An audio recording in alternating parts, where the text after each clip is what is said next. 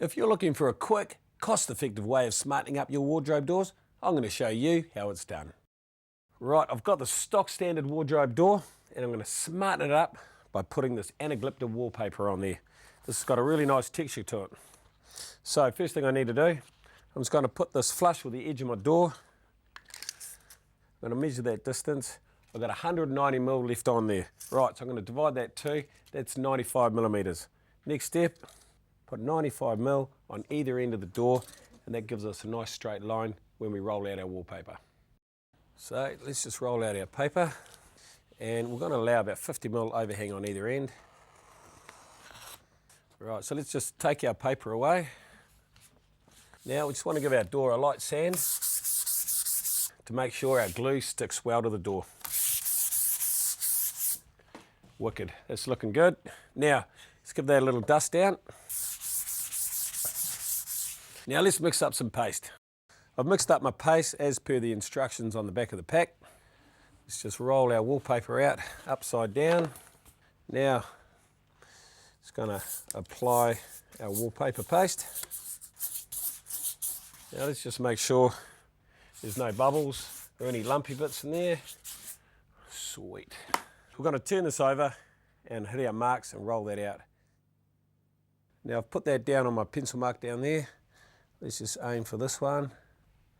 We'll start from one end and just real gently make sure we take out any bubbles as we go.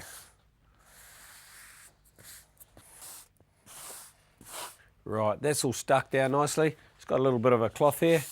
Let's just clean up any edges where there might be a little bit of excess paste. Right, let's put it aside and let it dry. Cool, paper's all dry. Let's just take off our excess on the ends. Boom.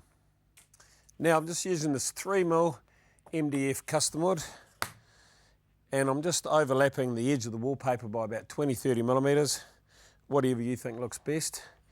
Now I've cut a 45 on one end of our two pieces. Just put that together. Now let's just mark the long point. We're going to cut a 45 on the end of these two pieces. Now we do exactly the same for the other two pieces. Sweet, all my borders are cut. I'm now ready to glue and nail this down. Before I do that, I'm just going to give the edges a light sand. Let's just put a nice amount of PVA all the way around the outside edge.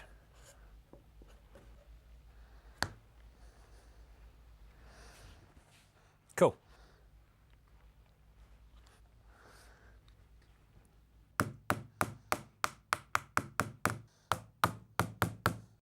So just punch any nails.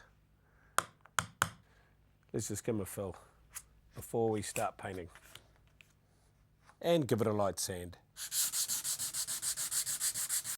And finally, I'm just going to give this a paint with a waterborne enamel.